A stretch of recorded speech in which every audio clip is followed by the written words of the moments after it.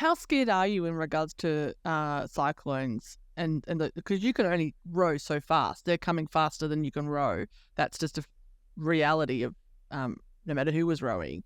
So how worried was that in the back of your mind that there was always a possibility that a cyclone or some weather event's going to spring up? The first one's always the worst. And I remember when Roger was saying to me, look, Michelle, there's something forming. Now, he gets amazing data.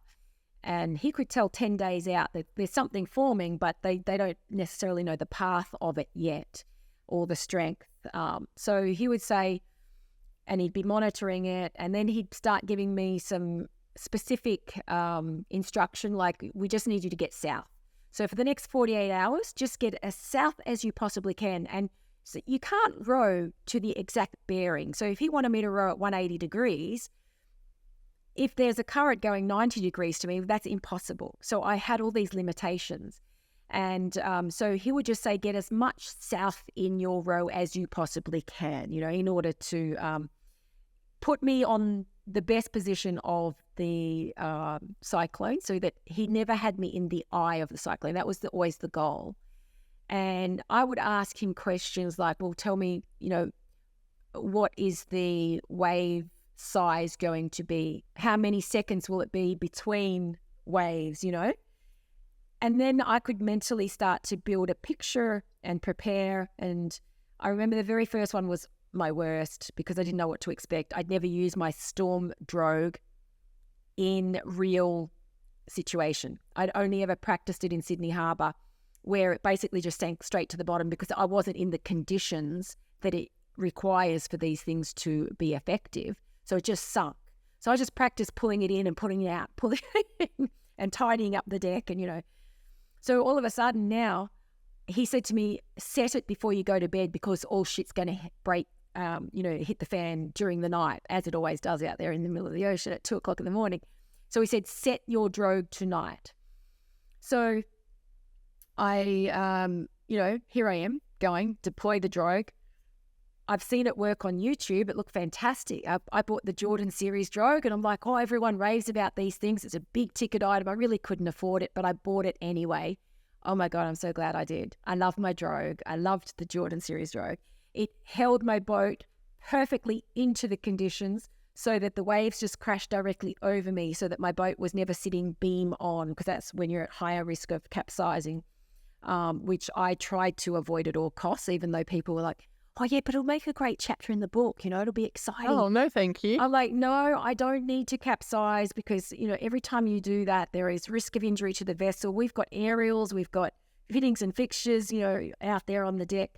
So I did everything I could to avoid a capsize, and I never came close to capsizing, not even close. I have so much faith in those Jordan series drogues now. I rave, about them. I scream them from the rooftop. But yeah, so Rog would just give me all that, as much information as he could.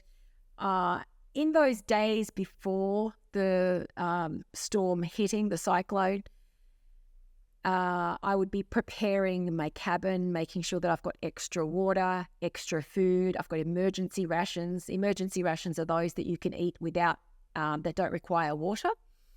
So I would make sure I've got extra tin food in there. I would, stow and store additional water.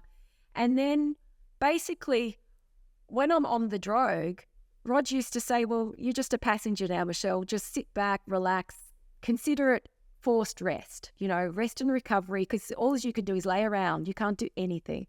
But my longest stint in my cabin was 9 days. And that was challenging. 9 days in that tiny little cabin, which gets so hot. It's, basking hot. The sides were dripping with condensation at one point.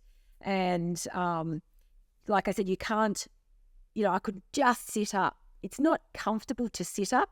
So you're basically just laying in a pool of sweat, being tossed around, that constant being thrown around. And then all of a sudden, whack, you'd hear, a wave would just like break on top of you, which feels like a truck hitting you. 9 days of that. So when you're setting up the boat for that, you don't know how long you're going to be in there for. How do you know, okay, I'm going to take 9 days worth of food compared to 3 days worth of food and water? Like, is that just a guess in regards to No. how big this weather system is? At some point, you have to risk going out on deck. So, Right. you still have to go to the toilet. You still got to, so there are, you've kind of, everything seems to happen in sets. And so you wait until that big wave dumps on you, and then you've got a little bit of time to quickly, if you got to go to the toilet, I made my bucket very close and handy. The toilet on board was bucket and chuck it, by the way. So, and then you've got to basically dash out of the hatch, seal it, and then quickly go do whatever you got to do. If you've got to grab some more food, you're doing it in those moments, and you're just hoping, please, Mother Nature, please be on my side. Just let me make this dash and grab and get back in my cabin. Getting doused with salt water and then having to get back in that cabin, it's not comfortable, I mean, it's not like we've got an abundance of towels and all this sort of stuff. You can't have a nice wash every time you get back inside. So that's what you're dealing with out there. And most of the time I got pretty lucky, I think. I timed it well, as in wait for that big dump and then just quickly. And in your head, you're going through it in your head. So I'm actually going through the motions in my head of, okay, get out of the cabin, quickly close it. Then you're going to have to step over that, quickly grab, unlock, grab, and get. So you're doing all this in your head like a role play so that it's a rehearsal, and then you can be more efficient. It's like 3, 2, 1, go. Are you wearing a life jacket in the cabin when you're in a cyclone?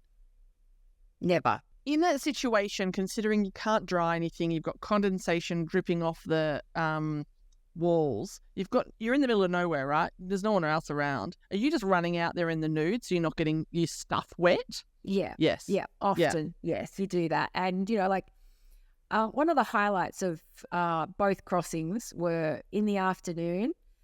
I used to have my little wash, and on the Pacific Ocean, it was a 400 ml container.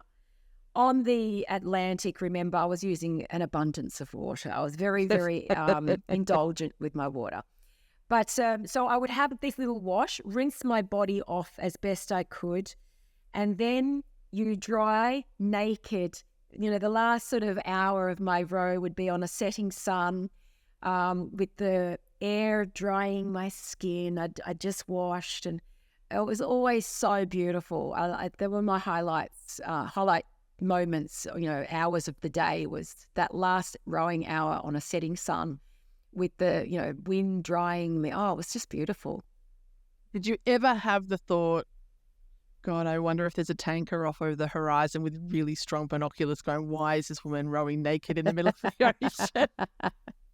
No, never thought of that.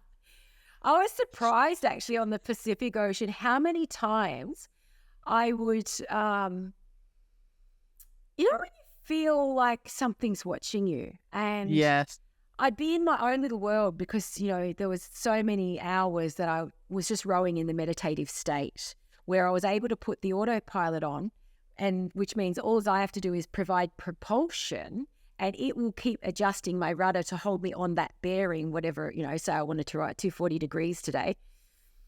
And there'd be something like saying, just look behind you. And I'd look, and there'd be a freaking tanker off in the horizon, But it's almost like, I don't know, it's a sense. You could feel it. It's like a set of eyeballs on you, and yet it was like 3 miles away. Do you know what I mean?